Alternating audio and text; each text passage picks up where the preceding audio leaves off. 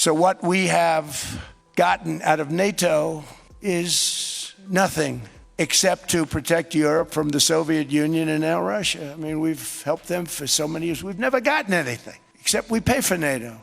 The 457 of our armed services who lost their lives in Afghanistan.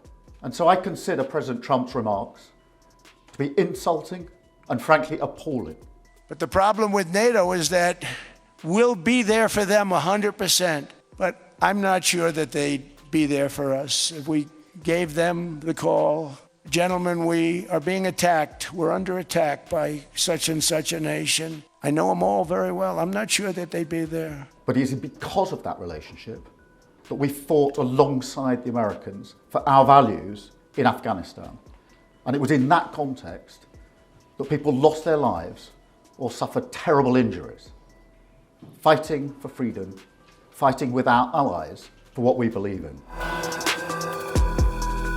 British Prime Minister Keir Starmer has signaled that U.S. President Donald Trump should apologize for his false assertion that troops from non-U.S. NATO countries avoided the front line during the Afghanistan war, describing Trump's remarks as insulting and appalling. Trump said that he wasn't sure NATO would be there to support the United States if and when requested, provoking outrage and distress across the United Kingdom on Friday, regardless of individuals' political persuasion. Let me start by paying tribute to the 457 of our armed services who lost their lives in Afghanistan. I will never forget their courage, their bravery, and the sacrifice that they made for their country. There are many also who were injured, some with life-changing injuries. And so I consider President Trump's remarks to be insulting and frankly appalling. And I'm not surprised they've caused such hurt to the loved ones of those who were killed or injured, and in fact, across the country. Well, I've made my position clear, and what I say to Diane is if I had misspoken in that way or said those words, I would certainly apologise, and I'd apologise to her.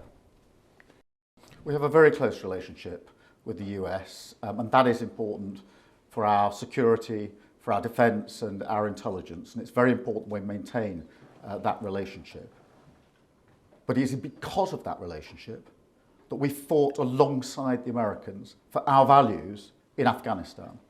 And it was in that context that people lost their lives or suffered terrible injuries, fighting for freedom, fighting with our allies for what we believe in.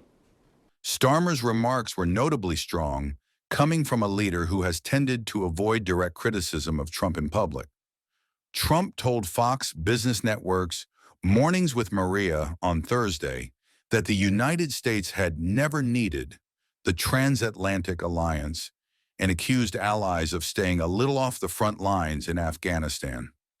Earlier, while speaking at the World Economic Forum in Davos, Trump criticized NATO and said that he wasn't sure NATO would be there to support the United States if and when requested. This would not be a threat to NATO. This would greatly enhance the security of the entire alliance, the NATO alliance. The United States is treated very unfairly by NATO. I want to tell you that. And when you think about it, nobody can dispute it. We give so much and we get so little in return. And I've been a critic of NATO for many years. And yet I've done more to help NATO than any other president by far, than any other person. You wouldn't have NATO if I didn't get involved in my first term. The war with Ukraine is an example. We are thousands of miles away, separated by a giant ocean. We never asked for anything, and we never got anything. We probably won't get anything unless I decide to use excessive strength and force where we would be, frankly, unstoppable. But I won't do that. Okay? Now everyone's saying, oh, good. That's probably the biggest statement I made, because people thought I would use force. I don't have to use force. I don't want to use force. I won't use force. All the United States is asking for is a place called Greenland, where we already had it, as a trustee, but respectfully returned it back to Denmark not long ago after we defeated the Germans, the Japanese, the Italians, and others in World War II. We gave it back to them. We were a powerful force then, but we are a much more powerful force now. So what we have gotten out of NATO is nothing except to protect Europe from the Soviet Union and now Russia. I mean, we've helped them for so many years. We've never gotten anything, except we pay for NATO. And we paid for many years until I came along. We paid for, in my opinion, 100% of NATO because they weren't paying their bills. And all we're asking for is to get Greenland, including right title and ownership, because you need the ownership to defend it. You can't defend it on a lease. Number one, legally it's not defensible that way, totally. And number two, psychologically, who the hell wants to defend a license agreement or a lease? So other presidents have spent, whether foolishly or not, trillions and trillions of dollars on NATO and gotten absolutely nothing in return. We've never asked for anything. It's always a one-way street. Now they want us to help them with Ukraine. I'm helping Europe, I'm helping NATO, and I've until the last few days when I told them about Iceland, they loved me. They called me daddy, right, last time.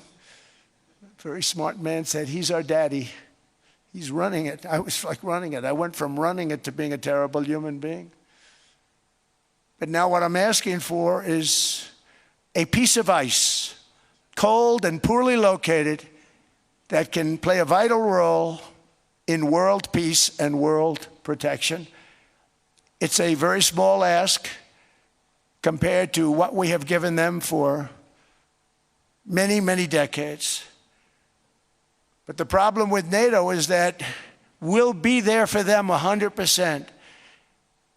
But I'm not sure that they'd be there for us. If we gave them the call, gentlemen, we are being attacked. We're under attack by such and such a nation. I know them all very well. I'm not sure that they'd be there. I know we'd be there for them. I don't know that they'd be there for us. So with all of the money we expend, with all of the blood, sweat, and tears, I don't know that they'd be there for us. They're not there for us on Iceland, that I can tell you. But this is a good example. After giving NATO and European nations trillions and trillions of dollars in defense. So we want a piece of ice for world protection, and they won't give it. We've never asked for anything else, and we could have kept that piece of land, and we didn't. So they have a choice. You can say yes, and we will be very appreciative, or you can say no, and we will remember.